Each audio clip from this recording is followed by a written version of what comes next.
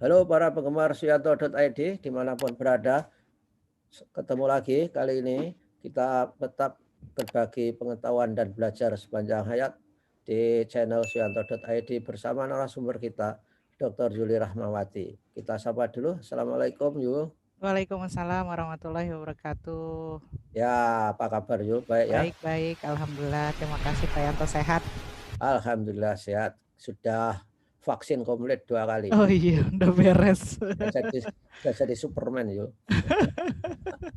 Nah, baiklah, baiklah, saudara-saudara, ini sudah bersama Ibu Dr. Yuli Rahmawati. Kita berada pada episode 10 berbicara mengenai teknik analisis data untuk penelitian kualitatif.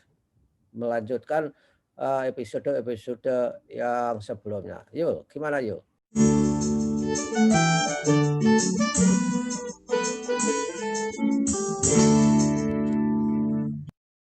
Ya, silahkan. Pak Yanto, saya izin share screen Ya, ya. oke. Ya, Jadi semuanya kemarin kita sudah bicara tuh sampai hemernetical analysis. Jadi ada dari tipologi sama hemernetical analysis ini sudah selesai yang warna kuning dan biru ya. muda. Jadi hari ini kita discourse analisis sampai naratif analisis ya. Nah, kalau misalnya kita lihat di sini ada 15 teknik analisis data nih yang sudah kita bahas gitu ya. Nah, jadi ketika kita penelitian kualitatif, salah satunya nih pertama kita bisa melakukan analisis namanya discourse analysis. Nah, memang ini biasanya digunakan oleh orang linguistik karena memang yang kita analisis itu adalah bahasa dan komunikasi. Tapi Ya, sebenarnya di pendidikan bisa, karena kan di pendidikan banyak bahasa komunikasi, pola interaksi dalam proses pembelajaran ya. Jadi ya. misalnya kita mau nganalisis ini Pak Yanto, misalnya pembelajaran laboratorium, apa yang terjadi antara siswa nanya apa, guru nanya apa, pola interaksinya seperti apa gitu. Nah itu untuk tipe-tipe penelitian seperti itu cocok gitu. Cuma memang kembali lagi, apakah penelitian kita juga terkait dengan interaksi, Hmm. bahasa, komunikasi gitu. Jadi Ya, untuk poin 1 tuh seperti itu. Jadi lebih ke bahasa komunikasi gitu. Kalau ya. saya baca jurnal nih, salah satunya komunikasi guru dan siswa dalam pembelajaran sains. Hmm. Nah, di jurnal itu keluarnya misalnya anak bicara, kalau di kimia kan misalnya NaCl kan garam dapur tuh, garam yang ada di dapur. Tapi kan kita nggak mungkin ngomong sama orang tua kita, iya tolong ambil NaCl gitu kan, nggak mungkin gitu. Jadi misalnya ternyata anak-anak sering membawa bahasa sehari-hari ke bahasa pembelajaran sains gitu, kayak misalnya asam.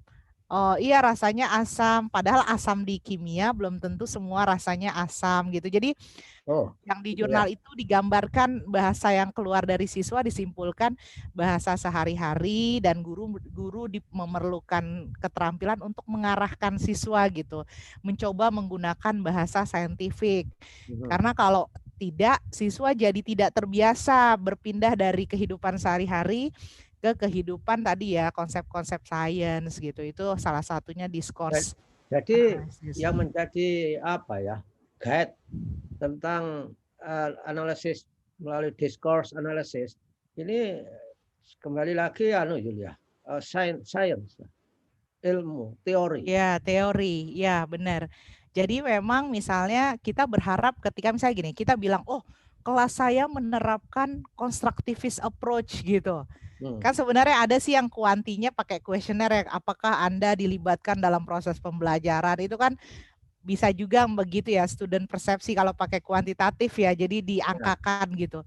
Nah, kalau di kualitatif enggak. Nah, interaksi di kelas, makanya video, kemudian ketika dia bercakap-cakap sama siswanya itu benar-benar terekam. oh, Kita misalnya bilang gini, "Oh, saya melibatkan kok siswa dalam pembelajaran, mana buktinya?" gitu. ya Nah, ya, itu bahasa interaksi itu yang bisa kita hmm, lihat apakah kita benar-benar menerapkan constructivist approach dalam pembelajaran kita gitu. ya kadang kan mahasiswa itu laporannya hanya cukup wawancara satu paragraf itu sudah Hmm, disimpulkan Jul, iya, nggak ada buktinya. Jadi benar. setelah saya diskusi ini, saya selalu minta bukti. Buktinya apa? Bahwa dia misalkan Terjadi saja ya. mewawancara kepala sekolah mengatakan Iya. saja bahwa peran kepala sekolah itu ini sangat ribet Mhm. sekolah-sekolah yang baru sehingga menjadi kepala sekolah itu terpaksa. Enggak enggak apa, enggak menjadi keinginan. Lalu disimpulkan, itu kan harus perlu bukti ya, Bener. bagaimana Bahkan buktinya?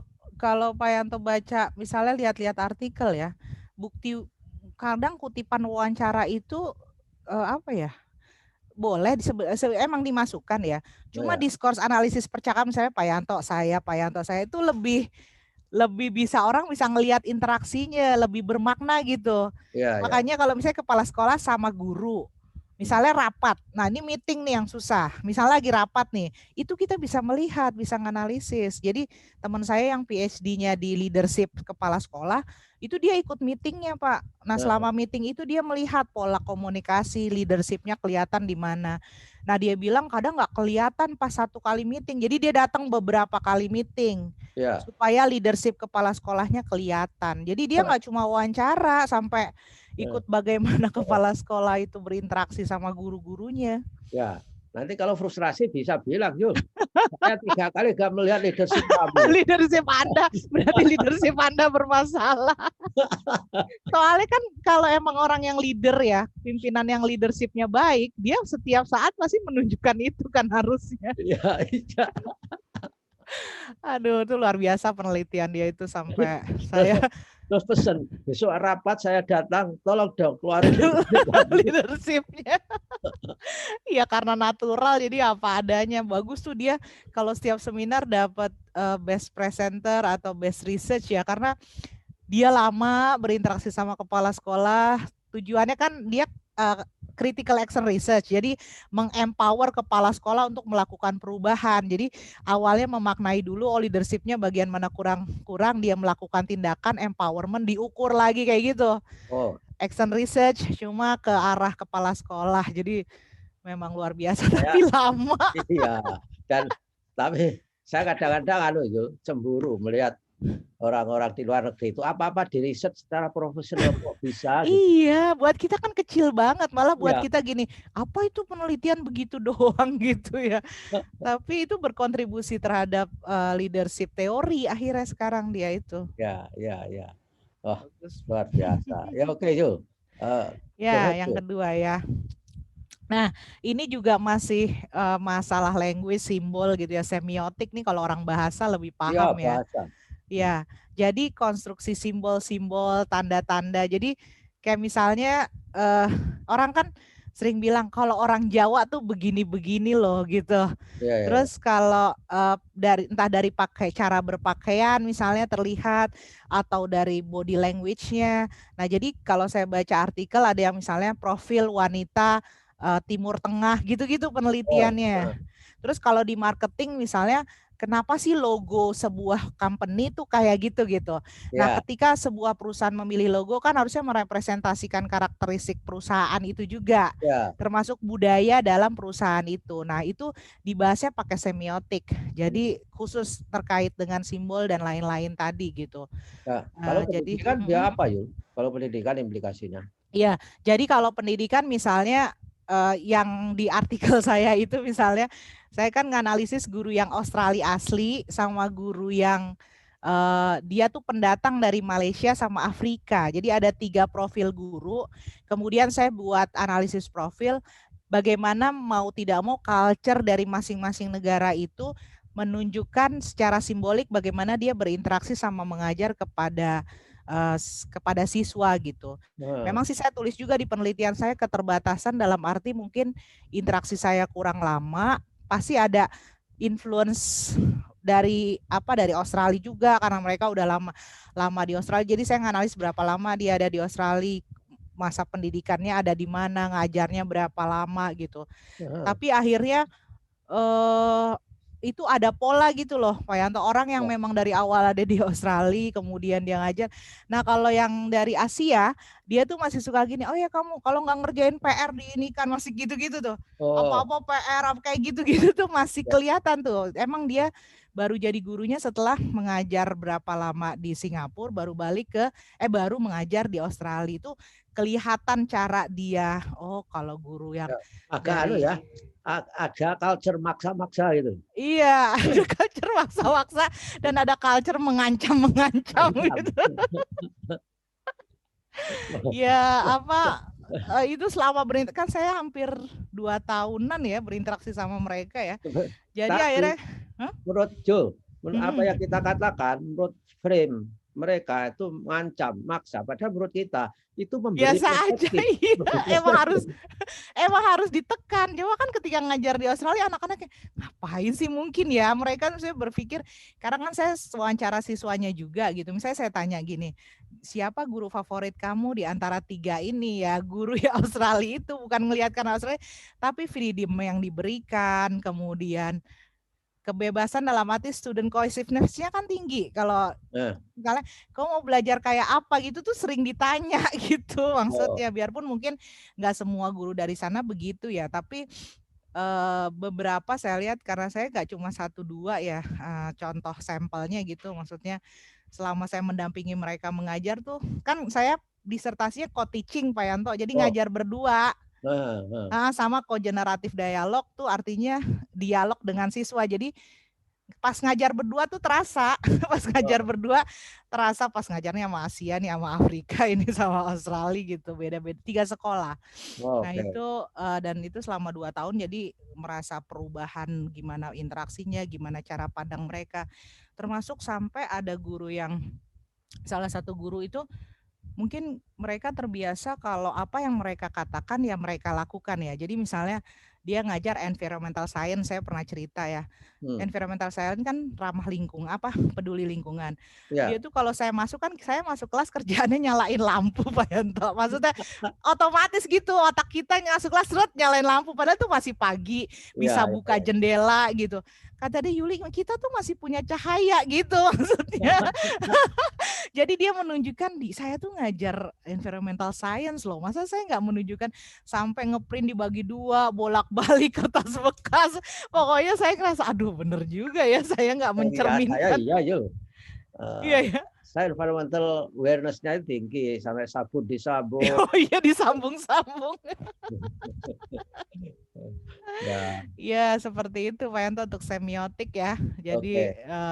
nah ini 2 ini agak khusus ya. Jadi memang kalau penelitiannya khusus ya silahkan dipakai itu dan memang orang budaya sama orang bahasa banyak menggunakan ini. Tapi saya Tapi juga orang analisis ini bisa digunakan untuk segala macam jenis kualitatif, yo. bisa Oke. tergantung tadi ya perumusan masalah kita mau ke bagian ini atau enggak gitu. Hmm. Kayak saya kan juga pakai interaksi.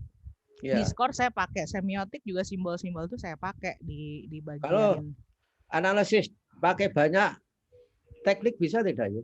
bisa Pak. Cuma kan kalau saya karena datanya banyak ya, kalau datanya sedikit, misalnya kayak contoh mahasiswa Pak Yanto mungkin konten analisis saja beres gitu.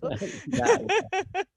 Karena kan saya babnya hampir 10 ya, jadi ini bagian culture, ya mau nggak mau bagian, Oh, ya, ya, ya. iya, Oh, jadi yang disegmented begitu iya dengan segmented, ya. Jadi ini mengambil. saya nganalisis profilnya, jadi mau nggak mau saya pakai ini simbolik juga. Oke, ya udah. Oke. Oke, nah ini konten analisis favorit nih Ya, biasanya ya. ya.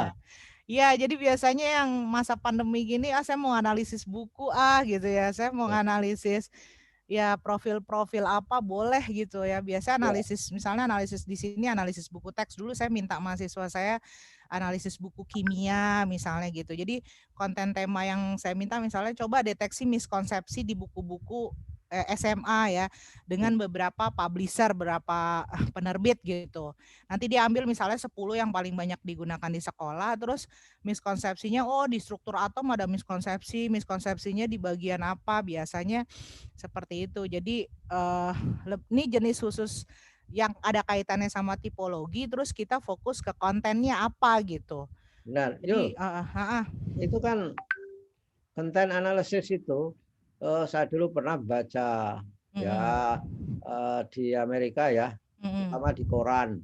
Itu konten analisis. Benar. Yang menjadi penting itu apa? Iya. Artinya tema apa yang muncul, tema apa yang hilang. Iya. Itu artinya untuk melihat yang sedang trending, topik itu Trending, iya. apa. Gitu. Benar. Nah, ini ada prosedurnya nggak sebetulnya? Konten Ya, analisis. jadi ya ini sebenarnya kan tadi yang Pak Yanto bilang mana yang paling penting. Kita misalnya gini, kita mau lihat apanya? Oh, trend research gitu. Jadi makanya ya balik lagi ya, kita mau menelitinya misalnya ke arah trend research atau trend isu di koran misalnya gitu. Tapi kan trend isu di koran misalnya banyak, mau fokus lagi nggak tren isu pendidikan di koran gitu. Terus kita juga harus menentukan dari kapan sampai kapan gitu. Ya kan, jeda waktunya. Kalau enggak semua kan enggak mungkin juga. Nah, biasanya ini masa pandemi gini karena kita sulit ngambil data, biasanya ini gampang jadi dilakukan kan karena banyak dokumen-dokumen gitu. Terus berita, percakapan, film gitu-gitu itu bisa dilakukan di sini. Jadi kalau Pak Yanto tadi misalnya lewat koran, terus yang mau dianalisa apa tren isunya semuanya atau pendidikan aja, terus pendidikan aja. Udah, berarti kita breakdown tuh pendidikan apa saja yang muncul gitu, tema-temanya, kategorinya apa gitu. Oh, jadi juga ya, kembali lagi bikin tema-tema kategori. Iya, kategori dan coding tadi. Iya, karena kan nanti diklasifikasi lagi. Oh, sekian persen gitu. Memang semakin detail ya semakin bagus, supaya makanya sering bilang begini, konten analisis ini kayak kuanti aja gitu. Ya, karena dia berapa banyak, karena nanti kayak ada sebaran banyaknya juga tuh biasanya gitu. Selain ya kalau mau tambah dalam lagi berarti dianalisisnya di kualitatifnya, ketika ada tren isu ini mengarah ke sini, kita harus benar-benar nganalisis. Makanya saya kalau minta mahasiswa, misal gini, analisis miskonsepsi pada buku teks kimia. Miskonsepsinya apa gitu. Saya nggak minta berapa topik, satu topik aja udah itu tabel codingnya Pak Yanto ratusan halaman. Saya kan harus validasi satu-satu. Ya. Ini jadi di breakdownnya banyak juga. Ya, betul.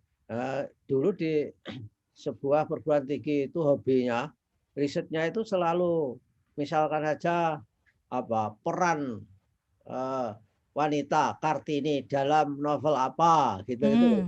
Iya benar. Tapi itu dia nggak konten analysis, belum mengenal itu. Tapi mudah-mudahan sudah memakai itu. Jadi ya karena ini benar-benar teori driven Pak Yanto. Maksudnya nggak bisa kita sembarangan bilang kayak tadi masalah wanita tadi ya. Profil dia harus bawa teori feminis misalnya di situ gitu. Jadi nggak sembarangan kita kategorikan juga, kayak mahasiswa saya pas nganalisis miskonsepsi, textbook kimianya harus dibuka. Lah gimana dia mau bilang itu miskonsepsi kalau dia nggak tahu itu miskonsepsi atau enggak? Ya. Oh ya. Iya, jadi nggak bisa juga berdiri sendiri. Kayaknya ini isunya ini nih, jangan-jangan itu nggak masuk kategori ini gitu. Ya, sehingga Yul selalu dikatakan bahwa instrumentasi kalau di metodologi, instrumen dalam penelitian ini adalah peneliti sendiri. Itu sebetulnya tidak purely right, tergantung konteksnya. Iya. Ngeri loh jadi karena saya disertasi saya begitu ya. Ngeri loh peneliti jadi diri sendiri itu. Iya, saya tuh kalau nggak karena saya milihnya autoetnografi, saya sebenarnya nggak berani juga karena kan itu mengandalkan kita ya sebagai interpretasi pada saat bersamaan, sumber data saat bersamaan. Kalau nggak expert, bias banget itu. Ya, makanya itu. Tapi kalau di konten analisis ini kan masih minta tolong teori sebetulnya. Iya, nah malah ini tuh kayak kalau orang kualitatif suka gini, ini mah nggak kualitatif gitu. Kalau yang udah sangat kualitatif ya gitu. Oke. Iya, jadi dia teori itu powerful lah gitu di sini gitu.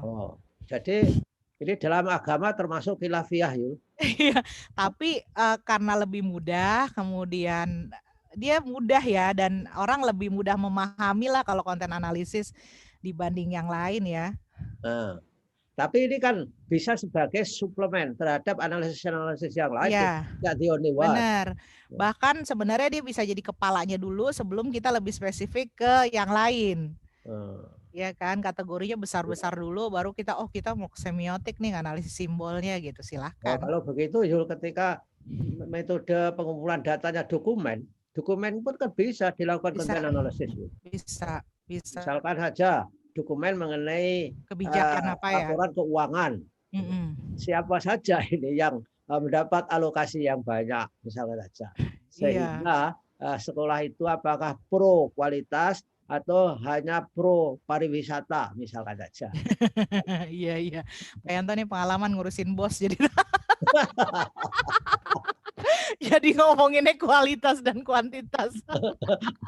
Nah, kan bisa dilihat profilnya. Iya, benar. Profil dari anggaran itu menurut konten analisis kita. Ya. Benar. Ya. Bagus ini, Jul. Ya. Nah, yang dua ini, yang terakhir nih agak berat ya. Karena memang fenomenologi kita bilangnya heuristik analisis ya. Jadi memang kemudian fenomena, kemudian kita juga belajar pengalaman perspektif individu gitu. Karena nih fenomena yang kita analisis, ya kita analisis hal-hal yang fenomenologi ini di penelitian fenomenologi ya.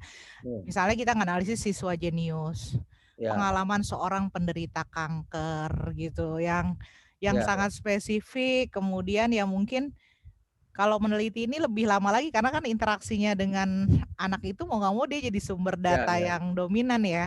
Biarpun kita bisa memanfaatkan keluarganya, tapi kan yang mau kita angkat perasaan dia, feeling dia, kayak gitu-gitu. Wah, itu paling dahsyat Yul. Fenomenologi tentang orang naik pesawat yang hidup jatuh di laut itu hebat ya. Iya, benar kan. Jadi kan, karena kecerdasan peneliti di sini adalah membawakan refleksi pengalaman individu itu jadi sebuah penelitian gitu. Nah, lagi-lagi tetap teori itu berperan juga. Jadi misalnya dia bawa cerita, kita langsung pas nganalisis hal ini sesuai dengan bla bla bla gitu, atau hal ini berbeda dengan pernyataan aspek psikologi dari apa gitu, tetap begitu juga gitu. Karena ini kan bukan cerita novel aja. Kalau Pak Yanto baca artikel saya kan teorinya malah kadang lebih banyak daripada ceritanya. Artinya kita benar-benar mau menyampaikan apa yang terjadi, biarpun itu cuma satu individu, tapi itu ada loh semua teorinya gitu. Nah, itu yang sering kita sebagai peneliti suka nggak confidence, tidak percaya diri gitu, kerasa orang kan pengalaman kita nggak ada data, pengalaman kita nggak ada maknanya, padahal pengalaman kita, misalnya kita ngajar bertahun-tahun kan ngerti itu anak yang kritis nih kayak gini. Kita mau menyampaikan itu nggak percaya diri karena menganggap kayaknya ini bukan teori deh. Padahal kalau misalnya kita baca teori yang misalnya udah publish lah yang dianggap grand teori, sama kok mau pendapat saya gitu kan, sering begitu. Nah, itu yang agak menantang di sini. Ini heuristik ya. Iya. Jadi bagaimana kalau kemarin hermeneutics ya, jadi sebenarnya sih ya sama-sama kalau di interpretive teori nih sama-sama bagaimana kita kayak siklus bolak-balik juga ya, memahami perspektif individu, balik lagi benar nggak kayak gitu. Kita justifikasi lagi ya. Makanya biasanya penelitian ini sih mahasiswa S3 sih biasanya nih. Kita lihat mahasiswa S3 itu juga nggak mau ke sini-sini, Yul. Makanya saya pernah ditawarin kemarin baru aja Yul nih ada tawaran penelitian grounded, tapi nanti ya jadi profesor dulu ya. saya nggak mau lama-lama sekarang, udah, maksudnya kan ini waktunya takes time. Sekarang juga kondisinya nggak lagi S3. Kalau lagi S3 kan yang fokus neliti ya. Iya. Jadi memang agak butuh waktu yang cukup banyak gitu di sini.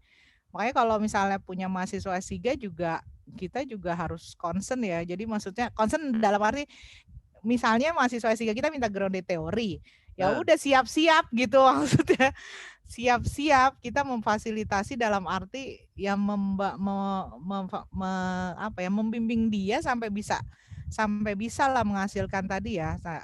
Ya misalnya mungkin teorinya mungkin nggak sampai grand teori ya, tapi paling tidak kan dia menemukan sesuatu tuh bolak-balik, Pak. Saya ada mahasiswa S3 saya DBR, Design Based Research. bikin Ya, model pembelajaran berdasarkan salah satu tahap pertama berdasarkan teori itu bolak-balik Pak Yanto. ya, ya, Misalnya ya. saya baca mana teorinya, cari lagi teori sampai kayak gitu karena sampai ya gimana ya harus berlandaskan itu gitu nggak bisa asal juga. Kalau mahasiswanya putus asa, ini sudah satu lesson Bu, sudah cukup. Udah mentok saya nggak ketemu lagi. Ya saya bilang ya namanya juga mahasiswa S3. Kan saya bilang kalau misalnya boleh nggak masih belajar S3 enak menarik ya. Tapi kalau suruh ngulang kuliah S3 juga nggak mau lagi. Siapa yang mau Yul? 2 kali S3. Ya, nah ini yang terakhir nih, saya Ya, biasa ya melakukan ini naratif analisis. Jadi memang analisis naratif ini sama ya cerita pengalaman individu, tapi memang nggak harus fenomenologi gitu. Naratif itu ya nanti hasil disertasinya kayak disertasi saya seperti novel gitu, menceritakan pengalaman gitu. Terus, nah ini yang individu jadi sumber data ada di sini misalnya gini. Saya cerita Pak Yanto itu punya motivasi menjadi seorang pendidik karena dia punya passion, menyukai ya, anak-anak. Nah, terus saya langsung respon gini, Pak, hal ya. ini juga saya rasakan sebagai seorang gitu. Oke. Jadi peran saya di situ bermain bercerita juga ketika saya bawa cerita Pak Yanto, saya merefleksikan juga cerita saya itu bisa. Jadi di sini tapi itu ya karena banyak cerita, makanya kalau di buku kita tulisnya critical incident in narrative analysis gitu. Jadi artinya ya tadi critical incidentnya harus ketemu. Dalam hidup Pak Yanto, mana sih kejadian yang membuat Pak Yanto termotivasi jadi guru? Mana pendidik lah gitu ya. Mana dalam kehidupan Pak Yanto yang punya masalah sama siswa, tapi bisa mengatasi dengan baik, kemudian jadi inspiring lah, jadi terus semangat untuk mengajar misal kayak gitu. Ya, ya, ya. Nah kan hidup kita udah berpuluh-puluh tahun kalau Pak Yanto bilang ini udah 40 lebih segala macam ya. Nah selama 40 tahun itu pasti itu banyak teori itu sebenarnya. Seperti Ya. itu. Jadi cerita lah kayak novel kalau baca disertasi saya atau jurnal saya kayak gitu. Orang lihatnya ini riset apa bukan sih gitu. Kalau jurnalnya yang nggak paham biasanya sih ditolak Pak Yanto. Iya. Apalagi jurnal di Indonesia, Yul. Iya, langsung ditolak saya. Makanya saya biasanya ya agak lama sih, cuma maksudnya biasanya memang masuk jurnal-jurnal. Sayangnya jurnal-jurnal yang ini jurnalnya tinggi-tinggi Q1 rata-rata. Jadinya naratif analisis ini jurnal Q1 jadi ya agak lama tapi saya puas gitu maksudnya. Ya, Yul, ya. Mengenerate cerita gitu ya mungkin buat orang lain kurang bermakna tapi buat saya bermakna. Ternyata ada juga orang lain yang merespon itu dengan baik gitu tentang refleksi ini. Ya tentu saja, karena semua orang itu ada fansnya, Yul. Ada pengikutnya. Ada fans yang tak tertulis, tak nampak juga itu.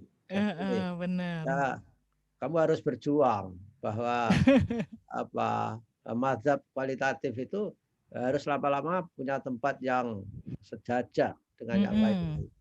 Dan itu perlu perjuangan saya kira. Karena mengubah orang, meyakinkan orang itu enggak bisa seperti membalik telapak tangan. Nah, apalagi yang message yang lebih penting lagi, Yul, naratif analisis ini. Ya, jadi tadi ya yang siap-siap menemukan critical incident, jadi harus benar-benar difikirkan dengan baik. Jadi kevalitan data kita akan ditentukan juga oleh critical incident sama bagaimana kita bilangnya salah satunya lagi rich description. Jadi misalnya saya cerita saya itu di keluarga saya dari kecil saya udah disampaikan gini oleh orang tua saya, kamu perempuan jadi guru aja. Itu tuh kayak apa ya? Kayak record yang terus menerus di otak saya gitu waktu sejak saya dari kecil. Terus saya tulis percakapan saya dengan ibu saya, gimana mama bilang misalnya, iya perempuan itu karena begini-begini. Padahal sekarang kalau jadi guru sibuk banget ya. Dulu kan kalau mama saya mikirnya setengah hari aja kau bisa ngurus anak segala macam. Sekarang malah lebih sibuk ya seharian gitu ya. Jadi maksudnya ada pergeseran, tapi paling tidak itu critical incident dalam hidup saya gitu, menanamkan values bahwa ya image seorang perempuan yang memang harus mengurus rumah tangga, bekerja, profesi guru itu yang terbaik. Itu tuh udah dari kecil saya ditanamkan seperti itu. Nah, itu critical incident. Critical incident yang kedua ketika misalnya saya ngajar di STM, kemudian tadinya nggak suka jadi guru, kemudian akhirnya karena anak-anaknya sadar nggak mabok lagi dan sebagainya, itu membuat saya, oh iya ternyata jadi guru bermanfaat ya gitu. Nah, Oh yang ya. itu critical incident. Nah, karena cerita hidup kita itu banyak, ketika misalnya ini kan bukan naratif, belum tentu diri sendiri Pak Yanto, bisa Ya, jadi ya. ceritanya Pak Yanto, misalnya saya diwawancara Pak Yanto, saya Oke. ceritakan itu gitu. Nah, kita sebagai peneliti tuh yang harus mengarahkan, kita itu lagi ngomong apa, motivasi guru, apa motivasi apa, atau identitas guru atau apa, tergantung pertanyaan penelitian kita kan gitu. Ya, ya. Jadi jangan semua cerita juga dimasukkan gitu. Kemudian kita yang harus pintar memvalidasi itu juga, karena kan cerita kan pas kita ceritakan kembali suka berubah. Ya. Nah, takutnya interpretasi kita mengacaukan ceritanya cerita asli atau perasaan asli si partisipan kita. Nah, itu yang Ya. harus. Makanya nanti mungkin pas kita bahas validasi itu akan terasa ya Pak Yanto. Setelah ini Ya. kan keabsahan data kualitatif, validasi dan sebagainya lah gitu ya, sejajar dengan kuantitatif, validasi, reliabilitas maksudnya seperti apa. Nah, itu akan terasa. Data kualitatif juga harus divalidasi, nggak bisa sembarangan dipakai, dimasukkan gitu. Yul, critical incident itu berarti bisa ditemukan ke pihak ketiga, Yul. Misalkan tentang saya, itu bisa ditanyakan kepada orang lain, seperti triangulasi gitu loh. Ya, Enggak ya? kalau misalnya gini, misalnya Pak Yantonya masih ada, terus misalnya istri Pak Yanto menambahkan boleh.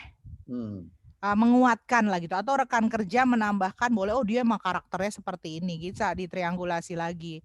Tapi di kualitatif ya itu yang saya bilang ya, mereka tuh lebih percaya pemaknaan terhadap partisipan, ya ditanya partisipannya lagi gitu. Membuat hidup sederhana menjadi kompleks. Ya kalau kuanti kan nyebarin tes sudah gitu ya, misalnya yang kurang ini reliabilitas rendah drop. Kok kuali kan nggak nih, kayaknya bener nggak ya interpretasi saya kok agak beda, triangulasi lagi, nanya lagi, member checking Oh lagi. ya, ya. Jadi ada apa istilahnya, kesepakatan, Yul, Iya, penyepakatan. karena ya kita nggak boleh, bukan nggak boleh curiga ya, gimana ya, jadi ketika dia menyatakan itu, kemudian kita udah cross check kemana-mana itu, tapi kok hati kita masih ragu, ya orang buktinya kita udah tanya kemana-mana, kita tanya dia emang begitu gimana. Kan Jadi, harus ada ininya. ya, jadi researcher dalam bidang kualitatif itu punya modal keraguan itu bagus, ya. Kan Jadi mendorong semakin mendalam. mendalam, ya. Jadi skeptik lah itu artinya. Jadi Iya, benar. selalu tanya-tanya lagi. Sudah selesai, Yul, ini. Sudah. Nah, Alhamdulillah ya, oke. teknik analisis Saya data kira selesai ya. kemudian oke, stop sharing kalau gitu, Yul. It's 17 hours. Wah, Jadi udah ada ini. ini teknik analisis sudah selesai, Yul, ya ini. Ya, Nah, terus ini tinggal keabsahan. ya janji kepada pemirsa tentang teknik analisis sudah selesai. Sekali lagi kesimpulannya ialah bahwa teknik analisis pun juga harus melihat kembali kepada research question. Ya kan, Ju? Iya. Tidak boleh keluar dari situ. Nah, terima kasih, Yul. Kita sudah memberi inspirasi kepada para mahasiswa S3, S2, dosen muda, dan dosen tua yang jarang dosen berpengalaman. Nanti kalau tua jadi metafor. Ya, wah, mudah-mudahan apa yang kita sampaikan ini bermanfaat bagi mereka. Insya Allah. Amin. Terima kasih atas waktunya, Yul. Dan ya, sama-sama, sampai ketemu Pak. minggu depan tentang keabsahan data. Assalamualaikum warahmatullahi wabarakatuh. Waalaikumsalam warahmatullahi wabarakatuh.